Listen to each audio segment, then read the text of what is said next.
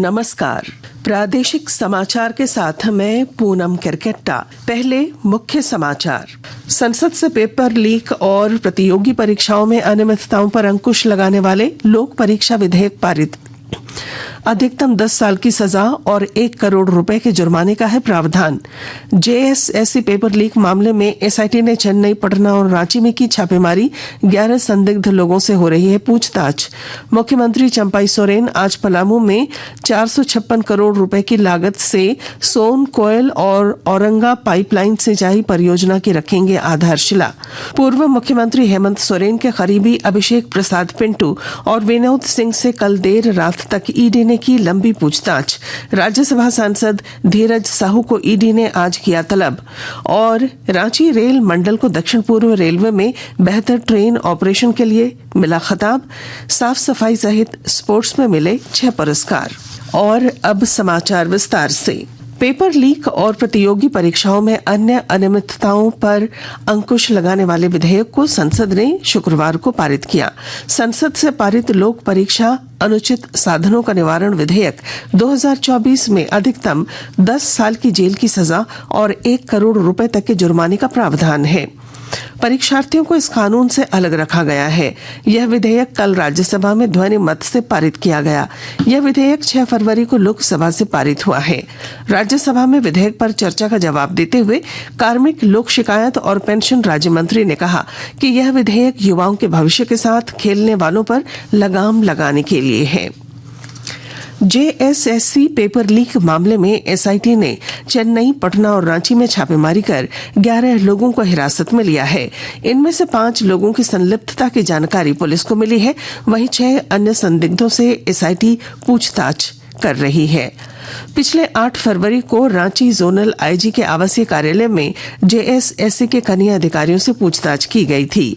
JSSC संयुक्त स्नातक स्तर की परीक्षा 28 जनवरी को ली गई थी, जिसके तृतीय पाली में सामान्य ज्ञान के पेपर लीक हो गए थे, जिसके बाद पूरी परीक्षा रद्द कर कार्रवाई की जा रही है।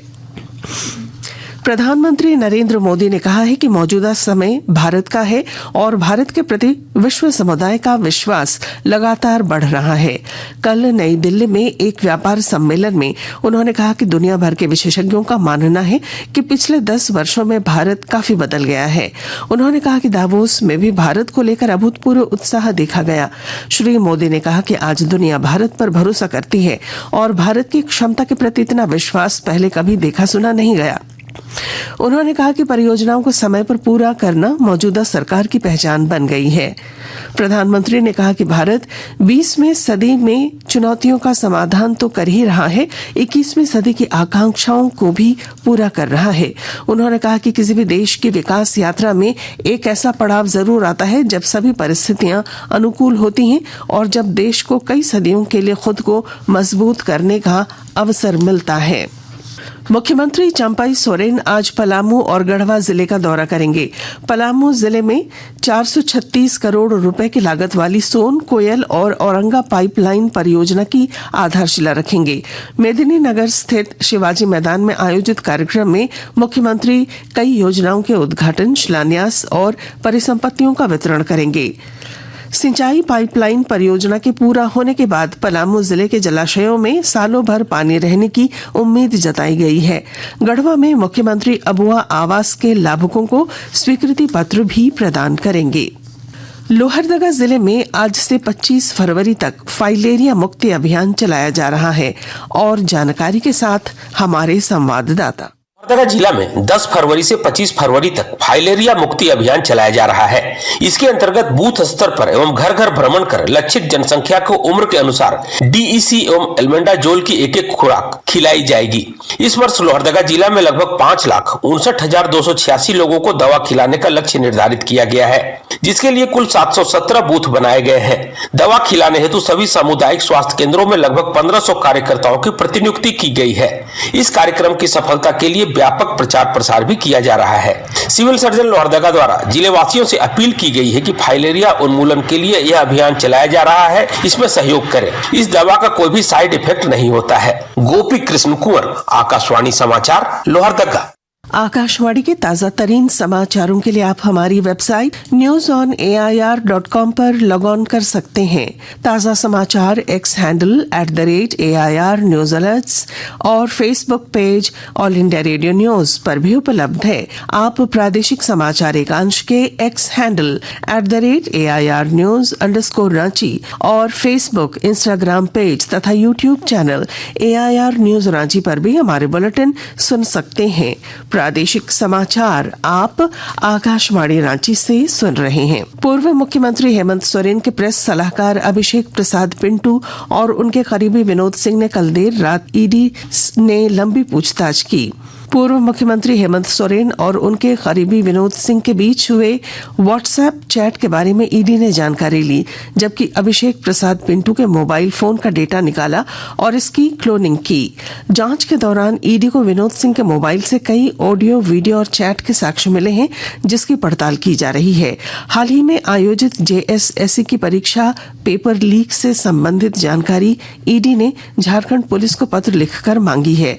ईडी जल्द ही इस मामले पर जांच शुरू कर सकती है। राज्यसभा सांसद धीरज साहू को आज पूछताछ के लिए ईडी ने तलब किया है। झारखंड कैबिनेट की बैठक मुख्यमंत्री चंपई सोरेन की अध्यक्षता में 12 फरवरी को शाम के 4 बजे से प्रोजेक्ट भवन के मंत्रिपरिषद कक्ष में आहूत की गई है। मंत्रिमंडल सचिवालय और निगरानी विभाग ने इसकी तैयारी पूरी कर ली है। देवघर जिले में स्वास्थ्य सुविधाओं को सुदृढ़ और बेहतर करने के उद्देश्य से उपायुक्त विशाल सागर के निर्देशानुसार DMFT के तहत चिकित्सकों की नियुक्ति की जाएगी। उपायुक्त द्वारा सिविल सर्जन को निर्देश दिया गया है ताकि आगे की प्रक्रिया जल्द से जल्द शुरू की जा सके। इसके अलावा DMFT के तहत चिकित्सकों की नियुक्ति से जिले वासियों को बेहतर स्वास्थ्य सेवा उपलब्ध कराने की दिशा में कार्य किया जाएगा। झारखंड में ठंड का असर अभी जारी रहेगा। मौसम केंद्र रांची के अनुसार राज्य में अगले 2 दिनों में 3 से 4 डिग्री सेल्सियस तक तापमान में गिरावट आएगी। इसके बाद 2 से 4 डिग्री की बढ़ोतरी होगी। रविवार तक मौसम साफ रहने के बाद अगले सप्ताह से फिर बादल छाए रहने का दौर शुरू होगा। 11 से 13 फरवरी के दौरान अलग अलग भागों में हल्की बूंदाबांदी की संभावना है। दक्षिण पूर्व रेलवे में 68वें रेल पुरस्कार समारोह में रांची रेल मंडल को 6 अवार्ड मिले हैं। ये अवार्ड कल कोलकाता में आयोजित एक समारोह में रेलवे के GM अनिल कुमार मिश्र ने प्रदान किए। दक्षिण पूर्व जोन में रांची ने सबसे बेहतर ट्रेन ऑपरेशन 98% समय पर किया है। यहाँ के खिलाड़ी अंतर्राष्ट्रीय खेलों में भी रांची के लिए उत्कृष्ट प्रदर्शन कर रहे हैं। और अब अखबारों की सुर्खियां। राज्य से प्रकाशित होने वाले अधिकांश अखबारों ने पूर्व मुख्यमंत्री हेमंत सोरेन, उनके करीबी अभिषेक प्रसाद पिंटू और विनोद सिंह से पूछताछ की खबर और JSSC पेपर लीक मामले में कार्रवाई की घटना को प्रमुखता से प्रकाशित किया है। प्रभात खबर लिखता है, चंपई ने अबुआ आवास धारकों के खाते में डाले 77.48 करोड़। दैनिक हिंदुस्तान ने मुख्यमंत्री चंपई सोरेन के कल जमशेदपुर में आयोजित कार्यक्रम की खबर को प्रमुखता से छापते हुए लिखा है, आवास योजना में की गड़बड़ी तो नपेंगे अधिकारी। दैनिक जागरण ने JSSC पेपर लीक मामले पर सुर्खी बनाई है। प्रश्न पत्र लीक मामले में अवर सचिव समेत 5 गिरफ्तार। दैनिक भास्कर की रिपोर्ट है, विनोद ने माना व्हाट्सएप चैट मैंने ही हेमंत को भेजा था। राष्ट्रीय नवीन मेल ने लिखा है, राज्य के हर गरीब का होगा अपना आशियाना। हिंदुस्तान टाइम्स लिखता है, राष्ट्रपति राज्य सरकार से JSSC पेपर लीक की जांच करने को कहा है। और द टाइम्स ऑफ इंडिया की सुर्खी है, फाइलेरिया उन्मूलन के लिए राज्य भर के शहरी क्षेत्रों में आज से चलेगा अभियान। और अब अंत में मुख्य समाचार। संसद से पेपर लीक और प्रतियोगी परीक्षाओं में अनियमितताओं पर अंकुश लगाने वाले लोक परीक्षा विधेयक पारित। अधिकतम 10 साल की सजा और 1 करोड़ रुपए के जुर्माने का है प्रावधान। JSSC पेपर लीक मामले में SIT ने चेन्नई, पटना और रांची में की छापेमारी। 11 संदिग्ध लोगों से हो रही है पूछताछ। मुख्यमंत्री चंपई सोरेन आज पलामू में 456 करोड़ रुपए की लागत से सोन, कोयल और औरंगा पाइपलाइन सिंचाई परियोजना की रखेंगे आधारशिला। पूर्व पूर्व मुख्यमंत्री हेमंत सोरेन के करीबी अभिषेक प्रसाद पिंटू और विनोद सिंह से कल देर रात तक ईडी ने की लंबी पूछताछ। राज्यसभा सांसद धीरज साहू को ईडी ने आज किया तलब और रांची रेल मंडल को दक्षिण पूर्व रेलवे में बेहतर ट्रेन ऑपरेशन के लिए मिला खिताब। साफ सफाई सहित स्पोर्ट्स में मिले 6 पुरस्कार। और इसके साथ ही आकाशवाणी रांची से प्रादेशिक समाचार का ये बुलेटिन समाप्त हुआ। नमस्कार।